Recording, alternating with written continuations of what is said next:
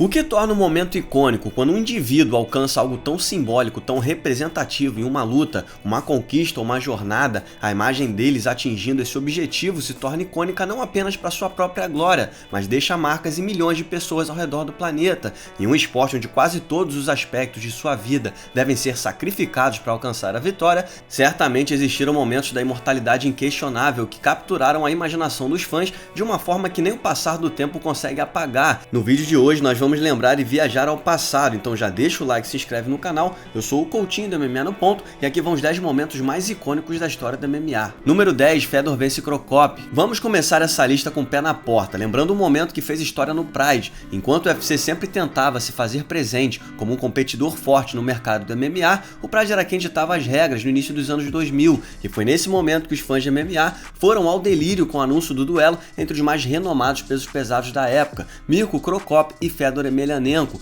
Não foi só uma luta competitiva e um confronto de estilos intrigante, mas uma batalha entre duas lendas e ícones do esporte, um Batman versus Super-Homem da vida real, direto da lendária Saitama Super Arena. O vencedor se consolidaria como o melhor peso pesado do planeta, e isso bastava para criar um clima de êxtase no ar. Os comentaristas Bas Rutten e Mauro Ranallo foram precisos ao definir aquela noite como a maior luta da história do MMA, assim que os dois ficaram frente a frente no centro do ringue. Dava para sentir a eletricidade no ar no estádio, colocando o Pride no merecido posto de maior evento do mundo de MMA. Número 9, Amanda Nunes vs Cris Cyborg. O posto de melhor lutadora do mundo tinha dona por muito, mas muito tempo antes da leoa Amanda Nunes conseguir 2 cinturões no UFC. Cris Cyborg, uma máquina de bater que dominou por 13 anos e 20 vitórias consecutivas o esporte, era vista como imbatível, mas Amanda estava trilhando um caminho impressionante no peso galo do UFC, acumulando 7 vitórias consecutivas, incluindo 2 atropelos rápidos sobre ex-campeãs do UFC. Depois que Cyborg chegou ao Ultimate e se mostrou mais dominante do que nunca em suas 5 primeiras lutas, o UFC decidiu casar aquela que seria a maior luta da história do MMA feminino.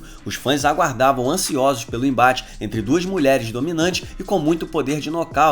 Só a ideia de que qualquer uma das duas lutadoras poderia perder era algo inimaginável. Cyborg atacou ferozmente como sempre fez ao longo de sua carreira, mas a leoa mostrou precisão e força para acertar a curitibana e levar Cyborg à lona, se tornando a primeira campeã dupla do UFC e correndo como louca no octógono, numa cena que até hoje arrepia. A partir daquele dia ficou claro que Amanda Nunes é a maior da história. Número 8, Vanderlei se consagra contra Rampage. O Pride era amado por vários motivos, entre eles ter um conjunto de regras mais agressivo e promover os famosos torneios, chamados por eles de Grand Prix. Pergunte a um fã do Pride o que ele acha dos torneios e esteja preparado para ouvir por horas e horas como era sensacional ver os melhores do mundo saindo na porrada como se não houvesse o amanhã. Para os fãs, ver seus lutadores favoritos se enfrentando até que só ficassem 2 de pé era uma volta ao Vale Tudo Raiz, um show de coragem, perseverança e bárbare. Ainda assim, foi o anúncio do GP do Pride Final Conflict de 2003. Só de pensar num GP com Chuck Liddell, Alistair Overeem, Kazushi Sakuraba, Rampage Jackson e, claro, o atual campeão dos médios Vanderlei Silva, você já suava de ansiedade. Nós vimos Rampage silenciar os fãs do UFC com um nocaute técnico violento na galinha dos ovos de ouro de Dana White, Chuck Liddell, e presenciamos uma guerra entre Vanderlei Silva e Yoshida antes da grande final, que aconteceu na mesma noite. O cachorro louco, que trilhou um longo caminho de violência por uma década no MMA, provou ser muita areia para o caminhãozinho de Rampage, usando seu clinch para pendurar um corpo quase sem vida nas cordas do ringue. Nós crescemos aprendendo que o Pride realizava a luta dos sonhos, que Vanderlei Silva foi o maior lutador do planeta em seu auge e que torneios criam momentos icônicos. Número 7, Chris Weidman enterra a lenda. É impossível entender verdadeiramente os períodos da história do MMA sem ter estado presente e envolvido pela aura mágica que alguns lutadores irradiavam. Nada simboliza mais do que isso do que o antigo campeão dos médios e até então maior da história, o nosso Anderson Silva, que em 6 anos conquistou 16 vitórias no octógono do UFC, com apenas 2 delas sendo por decisão.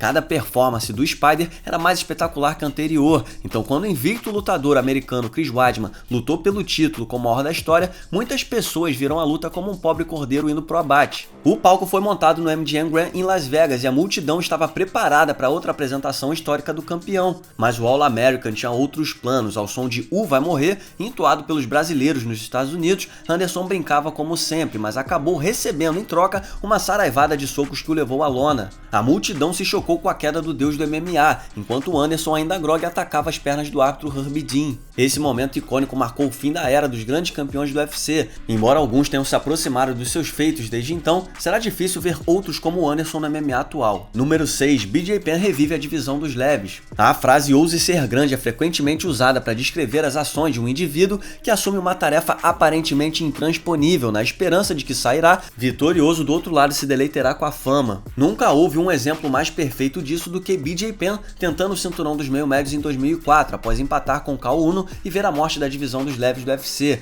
BJ simplesmente subiu de peso para desafiar o dominante campeão Matt Hughes. Os fãs sabiam que Hughes era maior, mais forte e tinha mais experiência em disputas de cinturão, então eram mínimas as chances de sucesso de BJ. Mesmo assim, a expectativa pelo confronto era gigante. BJ tinha o apoio de grande parte da massa pela ousadia na missão e o cara simplesmente fez o impossível, acertando o campeão com socos certeiros e dominando no grappling até encaixar o mata-leão no final do primeiro round. Hughes ainda estava recobrando a consciência enquanto BJ era levantado por sua equipe. Seu feito naquela noite fez com que o UFC recriasse a divisão dos leves e colocasse aquele havaiano no patamar das lendas do UFC. Número 5. Royce Gracie, o pioneiro. É difícil ser mais icônico do que um pioneiro, alguém que deu início a tudo, então é claro que o UFC 1 e a lenda Royce Gracie estão nessa lista. É difícil encontrar outro evento que capturou a imaginação dos fãs, como a noite em que um homem de 77 quilos entrou em um torneio de luta contra Brutamontes e saiu vencedor. A magia do jiu-jitsu brasileiro chocou as multidões naquela noite de 1993. Embora eles não tivessem certeza do que estavam prestes a testemunhar, eles sabiam que aquele magrelo não seria o campeão. Mas Royce se tornou o cara depois de tirar 3 adversários para nada com uma arte marcial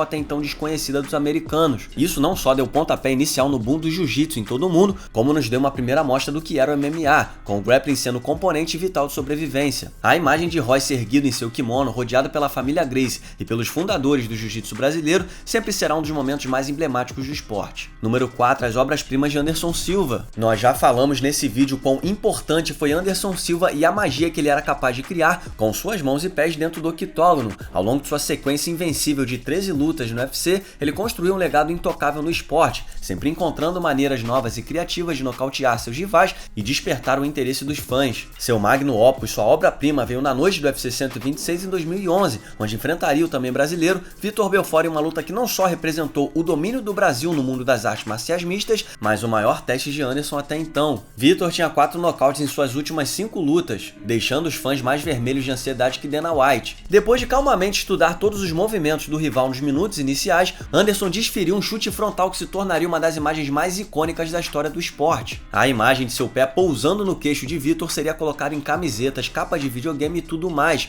Anderson explodiu como estrela do UFC naquela noite, mudando de patamar dentro e fora do MMA. Número 3. O fim da era Rousey. A máquina do UFC avançou a todo vapor entre 2014 e 2015, quebrando novas barreiras na cultura mainstream com apenas uma estrela em seu comando, a primeira campeã do UFC, Ronda Rousey. Sendo justo, Conor McGregor também estava voando como astro do UFC, mas ainda lutaria contra José Aldo antes de substituir Ronda como a maior estrela do esporte. O desempenho dominante de Rousey luta após luta, além de ser uma figura polarizadora e altamente comercializável, fez dela a nova cara do UFC. E por mais icônica que fosse sua ascensão ao topo da montanha, sua queda inevitavelmente se tornou um retrato ainda mais marcante da sua história. Outra lenda do esporte feminino, Holly Holm, cujas credenciais nos fariam ficar aqui falando por horas, era vista como oponente em potencial para Rousey desde que entrou no UFC, mas quando as duas finalmente se encontraram, Ronda obviamente era a grande favorita nas casas de apostas. O clima de expectativa era sem precedentes, com direito a mini documentários detalhando a infância de ambas as atletas. Tudo era grandioso e foi aí que Holm chocou o mundo com uma bicuda na cabeça que entrou para a história do esporte. Rousey teve uma ascensão icônica e uma queda vertiginosa, mudando o mundo do MMA da noite pro dia.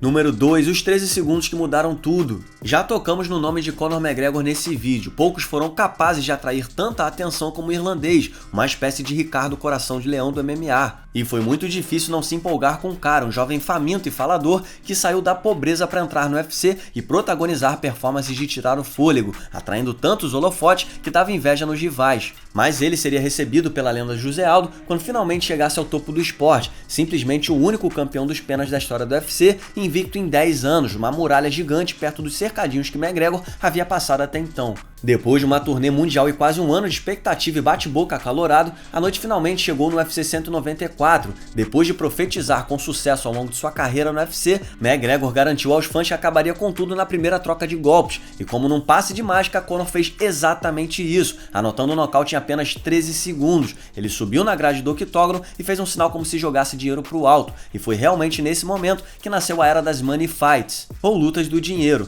McGregor se tornou maior do que o esporte, mudando tudo a partir dali. Número 1. O triunfo do anti-herói. Depois de lembrar tudo que McGregor fez para mudar a história do esporte, Conor era quem dava as cartas no UFC, depois de nocautear Jose Aldo e podia fazer o que quisesse, e sua escolha foi tentar replicar a história feita no Cage Warriors e ir atrás do segundo cinturão. McGregor mirou no campeão dos leves Rafael dos Anjos, mas acabou enfrentando Nate Diaz depois que o brasileiro quebrou o pé. Diaz sempre foi venerado pelos fãs raiz de MMA que sabiam que podiam contar com o californiano para dar uma briga boa dentro do octógono, e a junção disso com a confiança inabalável de McGregor gerou momentos épicos, seja nas coletivas de imprensa, com direito a Conor falando que Diaz fazia sinais de arma com a mão direita, enquanto fazia balões de animais com a mão esquerda, e a réplica icônica de Nate, simplesmente dizendo: foda-se, foda-se o cinturão, eu não dou a mínima pro que você disse, seu filho da puta. Nate Diaz emergiu como ícone cult que os fãs ferrenhos comentaram durante anos. Um verdadeiro anti-herói que tinha chegado para tomar tudo pelo que Conor McGregor tinha conquistado. O clima na arena era absurdo, McGregor começou bem demais, mas Diaz resistiu à tempestade antes de encaixar o mata-leão no segundo round. Com o rosto pintado de sangue, Diaz fez sua pose característica antes de dizer uns impropérios e protagonizar talvez o mais icônico momento da história da MMA.